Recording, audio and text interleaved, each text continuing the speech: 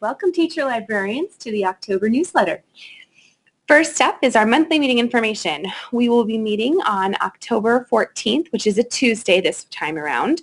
At Creekside Elementary, our host is Colleen, and snacks and book talks will be provided by Colleen, Sam, and Sarah. So we look forward to seeing you there. Workshop sessions, we've got 3 available for you that evening. The first is a highly effective school librarian program panel. That one will also be recorded through a live Google Hangout and able to be viewed later. So those of you that can't make it and are really curious about this, you will be able to see that information. Then we're just going to have a roundtable discussion about favorite storytelling applications on any device, and just kind of a place to sit and talk about them, how you're using them, how you're helping your teachers use them.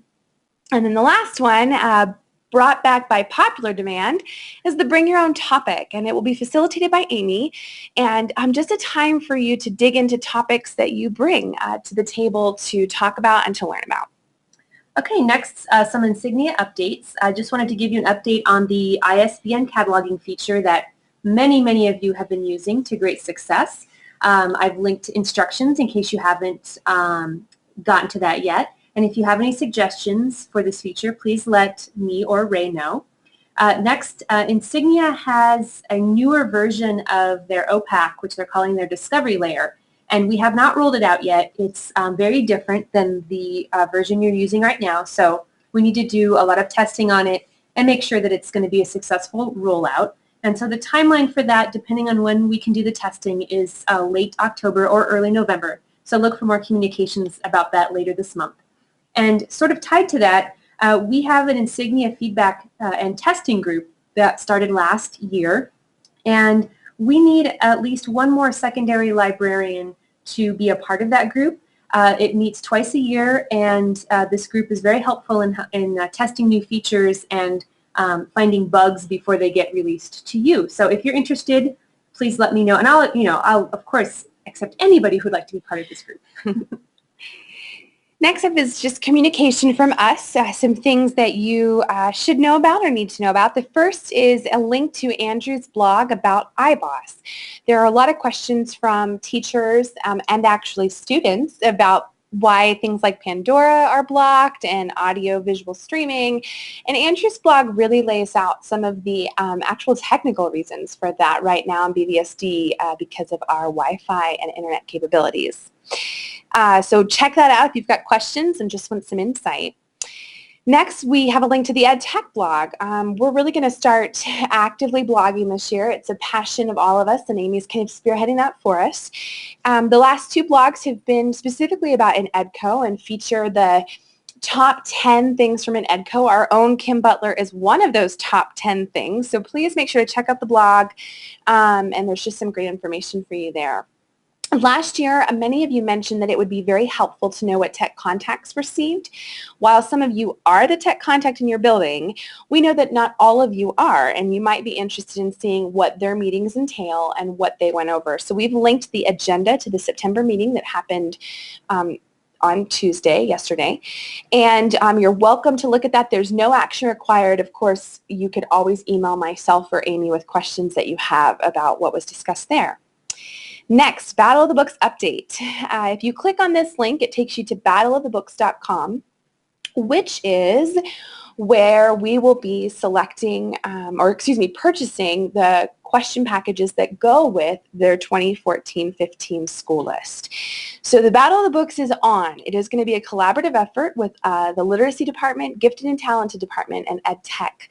And we're really going to be working on making this a true collaboration so that no one department has to bear the full weight of putting together an event this large. I will be giving out more information. You did fill out the Battle of the Books survey, and that information really helped us make the decision because so many of you demonstrated such a big interest in this for your school. And so thank you for filling that out and for giving us that feedback, and look for more communication from me shortly. Finally, I put in here the 21st Century Cohort video recap. Amy's going to speak about this in just a second for a PD opportunity, but I wanted you to see the video. It features John Georgitis talking about what he's learned in the cohort, and more importantly, how it's impacted his kids. So feel free to jump in there and check out his voice as one of many. Okay, let's talk about some upcoming PD opportunities. For those of you who have an interest in facilitating one of our monthly PD workshops, please fill out the linked form. And remember, these do not have to be formal presentations. They can be roundtable discussions. And you don't have to bring anything polished. You can just come with an idea. Next up, the Google Apps for Education Summit is coming in October very soon. If you have not registered yet, you can get a discount with a code from Aline Metacraft, so please contact her for your discount code.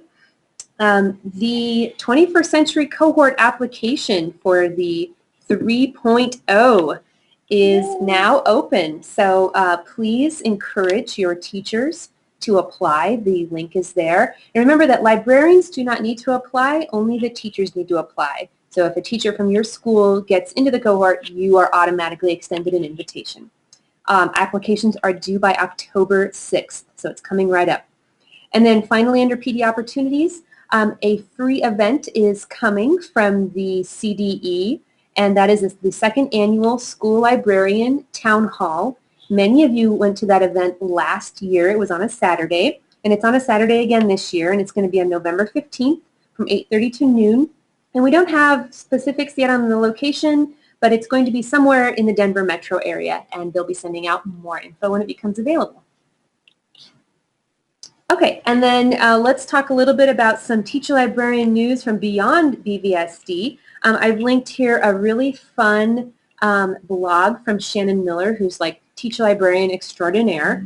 And in this little blog, Shannon describes some authentic learning that her students did with a 3D printer and a very special partnership with some students in India. So get inspired by reading from Shannon. And then secondly, Scholastic has a new campaign and initiative to inspire reading, pleasure reading in students. So there's a bunch of linked resources there for you to check out and some very fun, inspiring videos.